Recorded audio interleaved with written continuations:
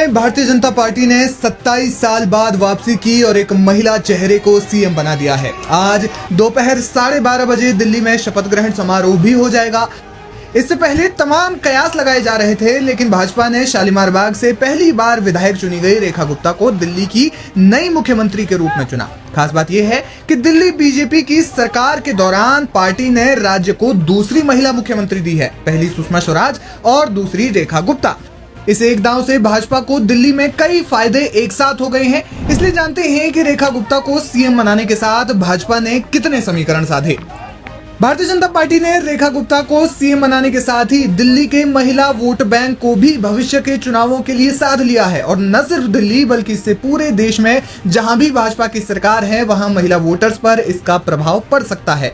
दिल्ली के इस चुनाव में महिला वोटर्स का दबदबा रहा है। माना जा रहा है कि भाजपा ने महिला चेहरे को सीएम बनाकर दिल्ली की जनता के मन में ये विश्वास पैदा किया है कि महिलाओं से जुड़ी जितनी भी योजनाएं सरकार बनाएगी वो योजनाएं पूरी होंगी। केजरीवाल के खिलाफ काउंटर मूव।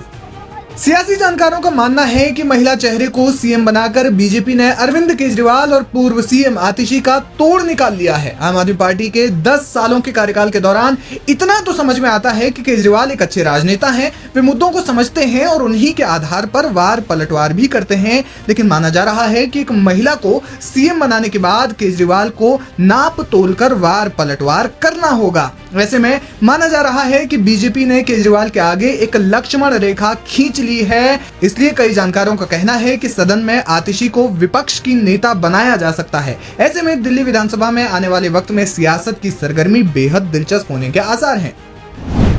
बीजेपी ने हरियाणा को भी साधा।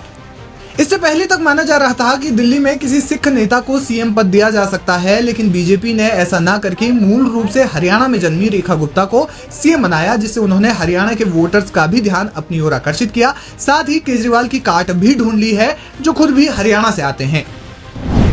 साफ छवि की नेता को बनाया सीएम।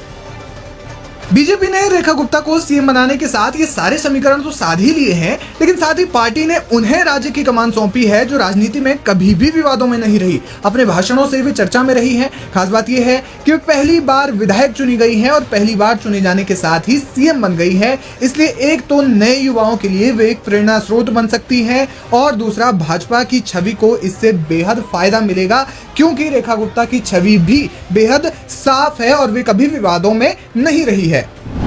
वैश्य समुदाय को साधने की कोशिश। भाजपा ने रेखा गुप्ता को दिल्ली का सीएम बनाकर वैश्य समुदाय के मतदाताओं को भी साधने की कोशिश की है। रेखा गुप्ता वैश्य समुदाय से आने वाली भाजपा की इकलौती महिला सीएम होंगी। यही नहीं, वह वैश्य समुदाय से आने वाली एकमात्र सीएम भी होंगी। विश्लेषकों की माने तो रेखा गुप्ता को सीएम बनाकर भाजपा ने दिल्ली ही नहीं बल्कि पूरे देश के वैश्य समाज को साधने का प्रयास किया है। तो ये कुल मिलाकर इतने समीकरण थे जो बीजेपी ने साध लिए हैं।